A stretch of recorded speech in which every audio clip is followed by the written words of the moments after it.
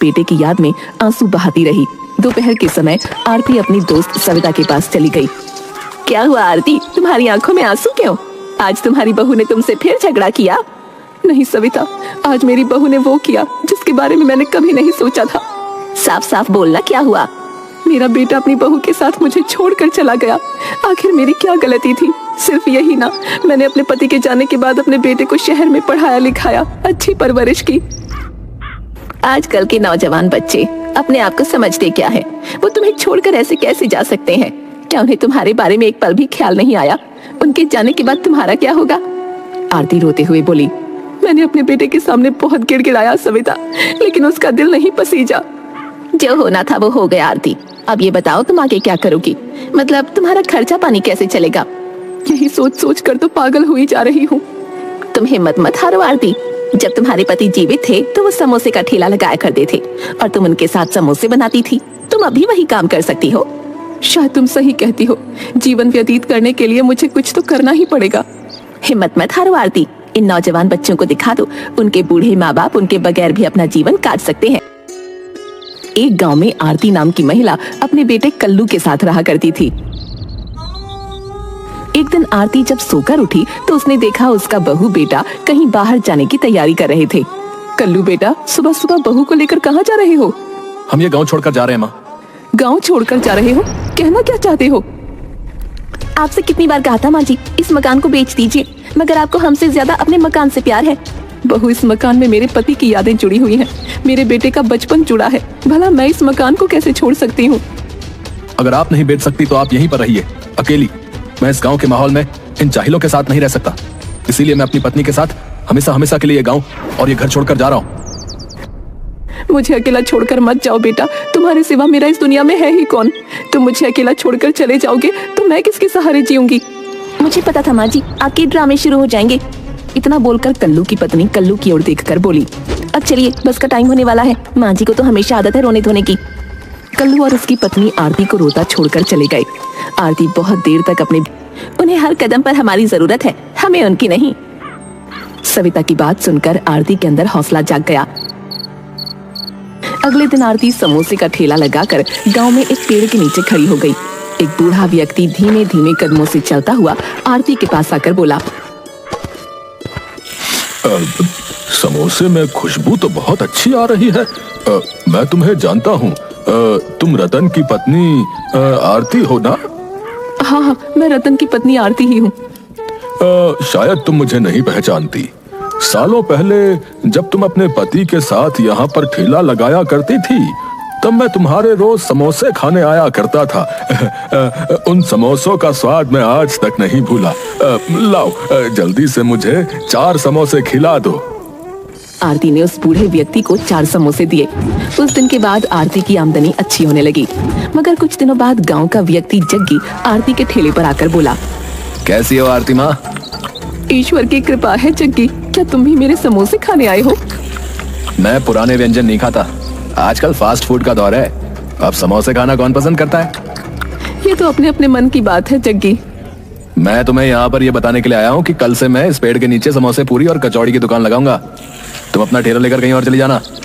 तुम मुझे धमकी दे रहे हो जग्गी? धमकी नहीं दे रहा हूँ आरती माँ, तुम्हें समझा रहा हूँ। मैं तुम्हें बुढ़ापे में अपमानित नहीं करना चाहता। ये जगह गांव की है, तुम्हारी खरीदी हुई नहीं। अगर तुम प्यार से कहते तो मैं यहाँ ठेला नहीं लगाती, लेकिन तुम गुंडागर्दी के बल पर अगर मुझे यहाँ से निकालना चाहते हो तो भूल जाओ। जग्गी दांत पीसता हुआ वहाँ से चला गया, सीधा मुखिया के घर। अरे क्या बात है जग्गी, तुम्हारे चेहरे पर क्रोध कैसे झलक रहा है? मुखिया जी, तुम्हें इस गांव में मुखिया बनाने में मेरा कितना योगदान रहा है, इस बात को तुम भली भांति जानते हो। हाँ हाँ, अच्छी तरह से जानता हूँ। पर हुआ क्या है? जब तुम मुखिया बने थे तो तुमने मुझसे कहा था कि ये सारा गांव तुम्हारा है। जग्गी, साफ साफ बताओ, तुम कहना क्या चाहते हो? मैं समोसे पूरी और कचौड़ी की दुकान लगाना चाहता हूँ, मगर वहां पहले से ही आरती अपना ठेला लेकर खड़ी हुई है। उसकी बिक्री वहां पर अच्छी होती है। जब मैंने उसे वहां से चले जाने के लिए कहा तो उसने टका सा जवाब दे दिया कि वो वहां से नहीं जाएगी। मैंने सोचा था मेरा बेटा मेरा सहारा बनेगा, मगर वो भी मुझे छोड़कर चला गया। तभी आरती के कंधे पर पीछे से किसी बुजुर्ग महिला ने हाथ रखा। तुम इतनी उदास क्यों हो बेटी? तुम इतना रो क्यों रही हो? आरती ने जैसे ही पलटकर देखा, उसके सामने एक 90 वर्षीय बुजुर्ग महिला खड़ी उसे ममता भरी नजरों से देख रही थी। तुम चाहो तो मुझसे अपने दिल की बात कर सकती हो बेटी, मुझे अपनी माँ समझो। आरती रोते हुए सारी घटना उस बुजुर्ग महिला को बताने लगी। अब आप ही बताइए माँ जी, मैं क्या करूं? सोचा था कि समोसे बनाकर अपना जीवन यापन करूंगी, मगर अब कोई मेरे समोसे भी नहीं खाता। नए प्रकार के व्यंजन मुझे बनाने नहीं आते। चिंता मत करो, मैं तुम्हें कुछ ऐसा बनाना सिखाऊंगी जिससे कोई भी उसे एक बार खाएगा तो वो स्वाद जीवन भर नहीं भूल पाएगा। आओ मेरे साथ। वो बुजुर्ग महिला आरती को गांव से थोड़ी दूर अपनी झोपड़ी में ले गई। उसकी झोपड़ी के अंदर तरह तरह के नए व्यंजन रखे थे। माँ, आपके घर के अंदर तो तरह तरह के व्यंजन रखे हैं। क्या आप अपने घर में अकेली रहती हो? सालों पहले मैं विदेश में बहुत प्रसिद्ध शेफ थी। मैंने कभी शादी नहीं की। मुझे नए नए खाने बनाने और खाने का बहुत शौक रहा है। अपने देश की याद मुझे यहाँ खींच लाई। मुझे तन्हाई बस इतनी सी बात। तुम्हारे लिए ये इतनी सी बात होगी, लेकिन मेरे लिए ये बहुत अपमान भरी बात है। तुम चिंता मत करो जग्गी, आरती की चिंता छोड़ दो। वैसे भी अब उसके आगे पीछे है ही कौन जो उसकी हिमायत लेने आएगा। लेकिन तुम एक नंबर के मूर्ख हो जग्गी। क्या मतलब? मेरी बात ध्यान से सुनो। तुम वहां पर अपनी दुकान जरूर लगाना, लेकिन पूरी कचौड़ी और समोसे की नहीं, बल्कि नए जमाने के व्यंजन की, जैसे बर्गर, चाउमीन, मोमोज है। आजकल गांव के बच्चे भी जो है इन्हीं व्यंजनों को पसंद कर रहे हैं। तुम्हारी बिक्री अच्छी होगी। आरती के समोसे को कोई सूंघेगा भी नहीं है। आरती स्वयं अपना ठेला लेकर फिर वहां से चली जाएगी। कुछ दिनों बाद जग्गी एक बहुत सुंदर दुकान लेकर आरती के ठेले के बगल में खड़ा हो गया, जिसमें सारे नए जमाने के व्यंजन मौजूद थे। जग्गी आरती का मजाक उड़ाते हुए बोला, आरती माँ, अब तुम्हारे दिन खत्म हुए। अब दौर समोसे खाने का खत्म हो गया। देखता हूँ मेरे बर्गर, चाउमीन, मोमोज के सामने तुम्हारे समोसे जो है कब तक टिक पाते हैं। ऐसा मत बोलो जग्गी, खाने में हर किसी की अपनी अपनी पसंद होती है। और मत भूलो, ईश्वर हर किसी को उसके नसीब का ही देता है। आरती की बात सुनकर जग्गी हंसने लगा। तब ये ग्राहक जग्गी के ठेले पर आकर बोला, अरे भाई, तुम्हारी दुकान पर तो नए नए व्यंजन लगे हुए दिख रहे। ये क्या है? अच्छा, चाउमीन भी है, मोमोज भी है। जमाने के साथ चलना पड़ता है। अगर हम जमाने के साथ नहीं चलेंगे तो पीछे रह जाएंगे। तो एक काम करो, जल्दी से मुझे एक प्लेट चाउमीन, मोमोज और बर्गर लगा दो। जग्गी ने तुरंत उस ग्राहक को सारा सामान दे दिया। ग्राहक वो सब खाकर चटखारे लेता हुआ बोला,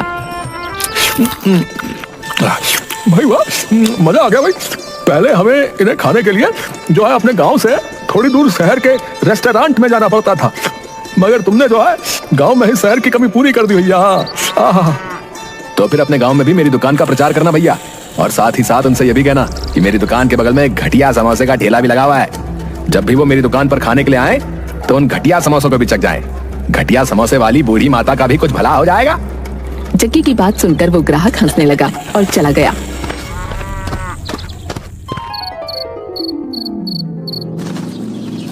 कुछ ही दिनों में जग्गी के ठेले पर भीड़ लगने लगी और आरती के समोसे अब कोई नहीं खाता था। जग्गी ग्राहकों के सामने आरती के समोसे का मजाक उड़ाता रहता। एक दिन आरती क्रोधित होकर जग्गी से बोली, देखो जग्गी, तुम्हारी बिक्री से मुझे कोई एतराज नहीं, लेकिन तुम्हें इस तरह मेरे बनाए हुए समोसों का मजाक नहीं उड़ाना चाहिए। तुम जितनी मर्जी चाहे अपनी दुकान का प्रचार करो, लेकिन तुम्हें मेरे ठेले का दुष्प्रचार करने का कोई अधिकार नहीं। मूर्ख बढ़िया, तू अभी भी नहीं समझी? क्यों बेशर्मों की तरह अब मेरी दुकान के बगल में ठेला लगाए हुए हैं? अरे तेरे समोसे अब कोई नहीं खाने वाला है। अगर शर्म नाम की कोई चीज बची है ना तो कल से यहाँ ठेला मत लगाना। आरती उदास होकर अपना ठेला लेकर वहाँ से चली गई। अगले दिन आरती ने अपना ठेला नहीं लगाया। वो आंखों में आंसू लिए गांव से थोड़ी दूर एक पेड़ के नीचे बैठकर फूट फूट कर रोने लगी। आप मुझे इतनी जल्दी छोड़कर क्यों चले गए? आपके जाने के बाद बहुत मदद की। जग्गी सही हो गया और आरती की दुकान पर आकर बोला,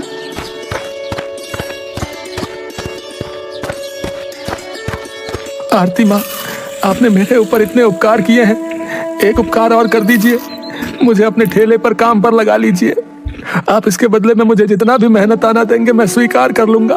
जग्गी की बात सुनकर आरती मुस्कुराने लगी। तभी उसने देखा कि उसका बेटा बहुत बुरी अवस्था में उसके पास आकर मुंह लटकाकर खड़ा हो गया। अरे कल्लू, तुम अकेले कैसे? बहू कहाँ है? आरती की बात सुनकर कल्लू रोने लगा। मुझे क्षमा कर दो माँ, आपकी बहू को मुझसे नहीं बल्कि मेरे पैसों से प्यार था।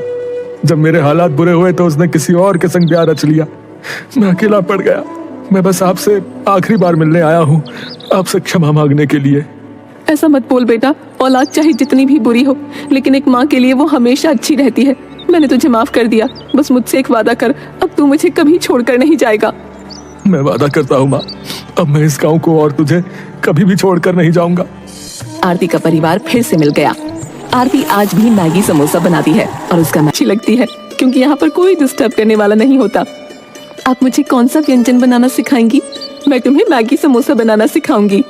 इतना बोलकर उस बूढ़ी महिला ने आटे में बहुत सारी मैदा मिक्स कर दी और आलू पीस कर उसके अंदर मैगी भर दी और तरह तरह के मसाले उसके ऊपर डाल दिए और आरती की ओर देखकर बोली, अब समोसों का आकार बनाकर इसे कड़वे तेल में तलो। आरती ने ठीक वैसा ही किया। कुछ ही देर में खुशबूदार मैगी समोसा बनकर तैयार हो गया। आरती मैगी समोसा खाकर बोली, ये तो बहुत स्वादिष्ट है। मुझे विश्वास था इस मैगी समोसे को और लोग भी पसंद करेंगे। अगले दिन आरती मैगी समोसे का ठेला लगाकर खड़ी हो गई। आरती खड़ी ही हुई थी कि तभी एक ग्राहक दौड़ता हुआ आरती के पास आकर बोला, अरे तुम्हारे समोसे में तो बहुत अच्छी खुशबू उठ रही है। ये कोई मामूली समोसा नहीं बल्कि मैगी समोसा है। मैगी समोसा? इस तरह के समोसे के बारे में तो मैंने कभी नहीं सुना। इसे एक बार खाकर तो देखो, उंगलियां चाटते रह जाओगे। तो देर किस बात की है, जल्दी से मुझे 2 समोसे दे दो। आरती ने उस ग्राहक को 2 समोसे पकड़ा दिए। समोसे खाकर ग्राहक चटखारे लेता हुआ बोला, आपकी मैगी समोसा खा के तो मजा ही आ गया। आहा। तभी वो ग्राहक जग्गी की दुकान के ग्राहकों से बोला, अरे माँ जी का मैगी समोसा खाकर देखो, तुम लोग चाउमीन मोमोज और बर्गर खाना भूल जाओगे। आहा। उस ग्राहक के कहने पर सभी ग्राहक आरती के समोसे खाने लगे। उन सभी को मैगी समोसे बहुत पसंद आए। अगले दिन से आरती के ठेले पर भीड़ लगने लगी। कुछ ही दिनों में आरती दूर दूर तक मैगी समोसे वाली के नाम से प्रसिद्ध हो गई। धीरे धीरे जग्गी की दुकान पर ग्राहक बहुत कम हो गए। एक दिन जग्गी क्रोधित होकर आरती से बोला, ये अच्छी बात नहीं है आरती माँ, तुमने मुझसे बदला लेने के लिए ये सब किया है ना। तुम्हारा दिमाग खराब हो गया है जग्गी, तुम अभी तक नहीं समझे। तुमने मुझे हराने के लिए नए व्यंजन बनाए और मैंने तुमसे अच्छे व्यंजन बनाकर लोगों को दिए, इतनी सी बात है। जग्गी क्रोधित होकर मुखिया के पास जाकर बोला, मुखिया जी जल्दी से आरती का ठेला वहां से हटवाइए। अब तो मेरी दुकान पर सन्नाटे के अलावा कुछ भी नहीं होता। मैं कुछ नहीं कर सकता। आरती के मैगी समोसा दूर दूर तक गांव में प्रसिद्ध है और तो और अब तो शहर के विधायक भी उसके मैगी समोसा खाने के लिए आते हैं। अगर मैं उसके खिलाफ कुछ भी करूंगा तो गांव में मेरे खिलाफ बगावत हो जाएगी भाई। जग्गी मुंह लटकाकर वहां से चला गया। कुछ दिन बाद जग्गी ने दुकान लगानी बंद कर दी और आरती ने एक ग्राहक से पूछा, जग्गी अपनी दुकान क्यों नहीं लगा रहा? आपको पता नहीं है आरती जी, जग्गी की बहुत तबीयत खराब है और उसके इलाज में उसका काफी पैसा उठ चुका है। यहाँ तक कि उसका मकान भी गिरवी रखा हुआ है। ये तो बहुत बुरा हुआ, मैं जग्गी को देखने जरूर जाऊंगी। अरे आरती जी, जग्गी तो आपसे बहुत ज्यादा दुश्मनी रखता था, उसके बाद भी। वो उसका स्वभाव था, लेकिन मैं उसकी तरह कठोर स्वभाव की नहीं हूँ। आरती शाम को जग्गी के घर गई।